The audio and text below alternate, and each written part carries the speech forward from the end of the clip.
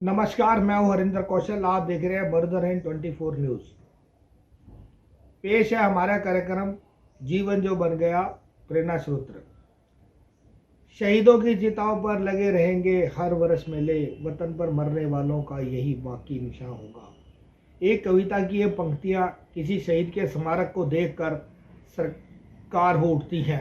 पिछले कार्यक्रम में हमने आपको बताया था महान क्रांतिकारी राजगुरु के बारे में, जिन्होंने हंसते हंसते अपना जीवन देश को आज़ाद कराने के लिए बलिदान कर दिया था।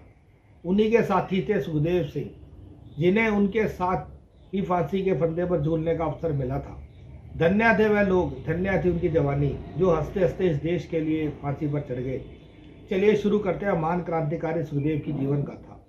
सुखदेव का जन्म 15 मई 1907 को पंजाब में लुधियाना के नौघार में हुआ था। उनके पिता का नाम राम लाल और माता का नाम राली देवी था। सुखदेव के पिता की जल्दी ही मृत्यु हो गई थी और इसके बाद उनके अंकल लाला चित्रम ने उनका पालन पोषण किया था। किशोर अवस्था से ही सुखदेव ब्रिटिशों द्वारा भारतीयों पर किए जा रहे अत्याचारों से चिर परिचित थे। उस समय ब्रिटिश भारतीय लोगों के साथ जुल्म की तरह, गुलाम की तरह व्यवहार करते थे और भारतीय लोगों को घृणा की नज़रों से देखते थे। इन्हीं कारणों से सुखदेव क्रांतिकारी गतिविधियों में शामिल हुए और भारत को ब्रिटिश राज से मुक्त कराने की कोशिश करते रहे। बाद में Sukhdev Hindustan socialist Republican association और पंजाब के कुछ क्रांतिकारी संगठनों में शामिल हुए। वे एक देश प्रेमी क्रांतिकारी नेता थे, जिन्होंने लाहौर में नेशनल कॉलेज के विद्यार्थियों को पढ़ाया भी था और समृद्ध भारत के इतिहास के बारे में बताकर विद्यार्थियों को वे हमेशा प्रेरित करते रहते थे। इसके बाद सुखदेव ने दूसरे क्रांतिकारियों के साथ मिलकर नौजवान भारत सभा की स्थापना भारत में की। इस संस्था ने बहुत से क्रांतिकारियों में भाग लिया था और आज़ादी के लिए संघर्ष भी किया था।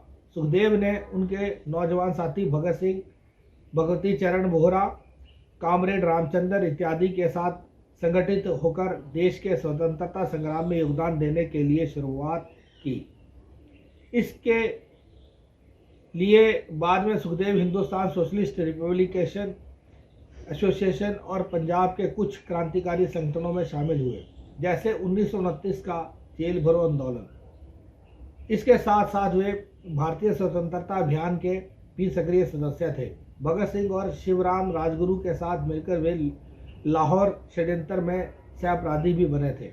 1928 में लाला लाजपत राय की मृत्यु के बाद यह घटना हुई थी। 1928 में ब्रिटिश सरकार ने सर जॉन साइमन के अंडर एक कमीशन का निर्माण किया, जिसका मुख्य उद्देश्य उस समय में भारत की राजनीतिक व्यवस्था की जांच करना और ब्रिटिश पार्टी का गठन करना था।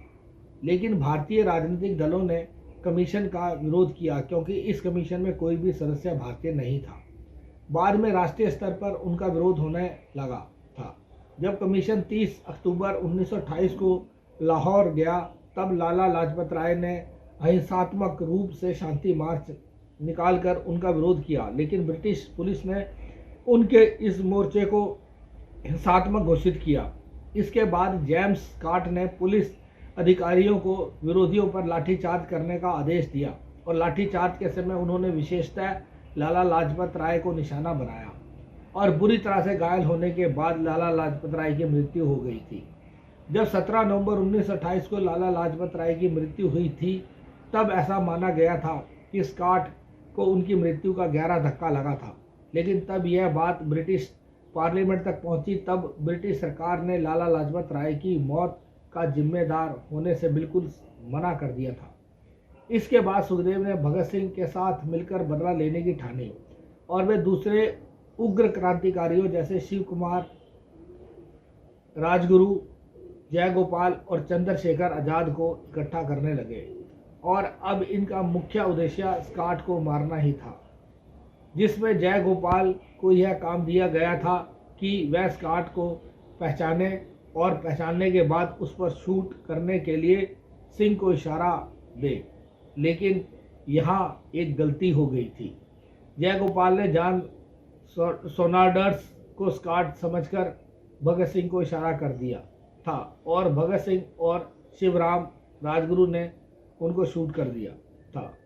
यह घटना 17 दिसंबर 1928 को घटित हुई थी, जब चानन सिंह सॉन्ड्रस के बचाव में आए तो उनकी भी हत्या कर दी गई थी। इसके बाद पुलिस ने हथियारों की तलाश करने के लिए बहुत से ऑपरेशन भी चलाए। उन्होंने हाल के सभी प्रवेश और निकास द्वारों को बंद भी कर दिया था, जिसके चलते सुखदेव अपने दूसरे कुछ साथियों के साथ 2 दिन तक छुपे हुए ही थे। 19 दिसंबर 1928 को सुखदेव ने भगवती चरण वोरा की पत्नी दुर्गा देवी वोरा को मदद करने के लिए कहा था, जिसके लिए वह राजी भी हो गई थी। उन्होंने लाहौर से हावड़ा ट्रेन पकड़ने का निर्णय लिया। अपनी पहचान छुपाने के लिए भगत सिंह ने अपने बाल कटवा लिए थे और दाढ़ी भी आधे से ज़्यादा हटा दी थी। अगले दिन सुबह सुबह उन्होंने पश्चिमी वस्त्र पहन लिए थे। भगत सिंह और वोरा एक युवा जोड़ी की तरह आगे बढ़ रहे थे, जिनके हाथ में वोरा का एक बच्चा भी था, जबकि राजगुरु उनका सामान उठाने वाला नौकर बना था। वे वहां से निकलने में सफल हुए और इसके बाद उन्होंने लाहौर जाने वाली ट्रेन पकड़ ली। लखनऊ में राजगुरु उन्हें छोड़कर अकेले बनारस चले गए थे, जबकि भगत सिंह और वोरा अपने बच्चे को लेकर हावड़ा चले गए। दिल्ली में सेंट्रल असेंबली हॉल में बमबारी करने के बाद सुखदेव और उनके साथियों को पुलिस ने पकड़ लिया था और उन्हें मौत की सज़ा सुनाई गई थी।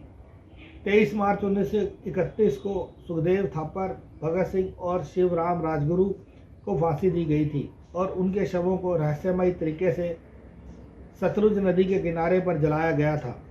सुखदेव ने अपने जीवन को देश के लिए निछावर कर दिया था और सिर्फ 24 साल की उम्र में वे शहीद हो गए थे।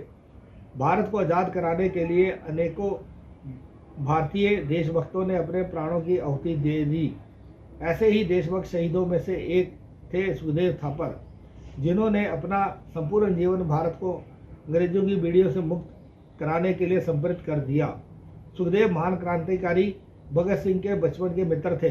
दोनों साथ बड़े हुए, साथ में पढ़े और अपने देश को आज़ाद कराने की जंग में एक साथ भारत माँ के लिए शहीद हो गए।